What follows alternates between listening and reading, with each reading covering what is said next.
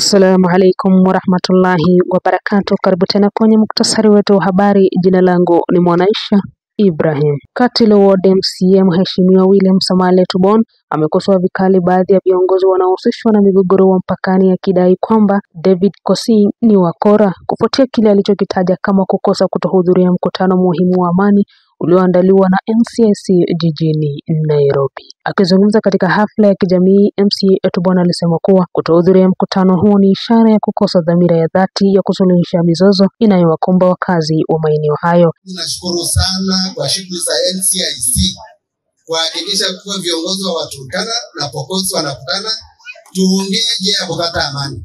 Hata hivyo viongozi wa Pokosi hawakuja.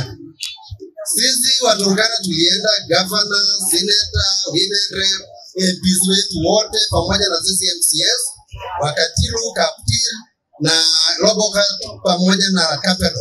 Tubon ameendelea kusisitiza kuwa mkutano wa NCIC ulikuwa fursa muhimu ya kujadili mikakati ya kudhibiti mashambulizi ya mara kwa mara na kuimarisha usalama, hivyo viongozi walioalikwa hawakupaswa kukosa.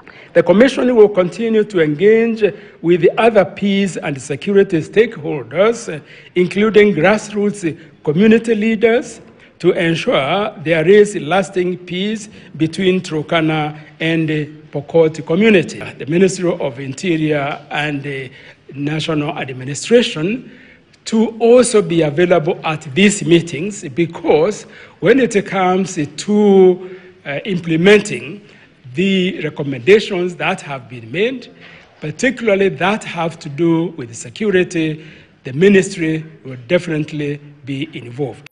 Hilo jambo NCIC hawataki kulalia masikio. Sisi tuko mbele imara kwa mambo ya usalama. Haitakuwa vizuri sisi tusafiri twende Nairobi, tungoje viongozi wa Pokot, siku ya kwanza hawakuja, siku ya pili hawakuja, tukaishia kwa peke yetu. Kwa hivyo tunataka serikali ifanye mambo hayo kabla haijaendea hatua yote. Na kibalozo iberine aliamwa dano. Amodea tunakata Kosing. Kibalozo ngona ndipekenyo ikana warenya. Hata hivyo, ametoa wito wa serikali ya kitaifa na viongozi wa eneo hilo kuendeleza juhudi za kuwaleta wadau pamoja ili kurejesha utulivu na kuimarisha ustahimilivu wa jamii zilizoathirika. Nikiripotia Aisha TV, jina langu ni Mwanaisha Ibrahim.